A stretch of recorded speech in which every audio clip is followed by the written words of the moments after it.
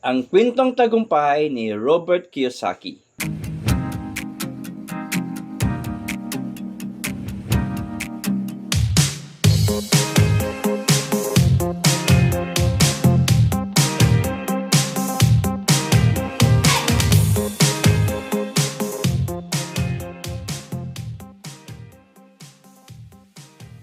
Si Robert Kiyosaki ay isa sa pinakasikat na guro sa larangan ng financial education at entrepreneurship.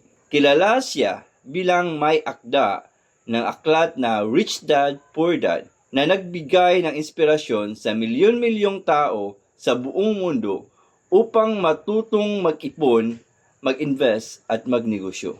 Ipinanganak si Robert Kiyosaki noong April 8, 1947 sa Hilo, Hawaii. Lumaki siya sa isang pamilyang nagbibigay halaga sa edukasyon. Ang kanyang ama, na tinawag niyang Poor Dad, ay isang mataas na opisyal sa edukasyon at naniniwalang ang susi na sa tagumpay ay ang magandang trabaho. Ngunit nakilala rin niya ang ama na kanyang matalik na kaibigan na tinawag niyang Rich Dad. Mula rito niya natutunan ang kahalagahan ng negosyo, pamumuhunan, at pagpapalago ng mga asset.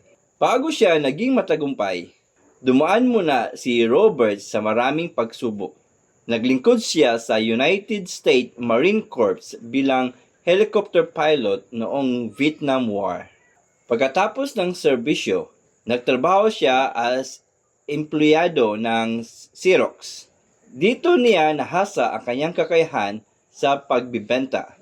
Kalaunan ay nagtayo siya ng negosyo na gumagawa ng nylon at velero wallets para sa mga surfer. Naging matagumpay ito sa simula, ngunit kalaunan ay nalugi. Sa halip na sumuko, ginamit niya ang kanyang pagkakamali bilang aral upang magsimula muli.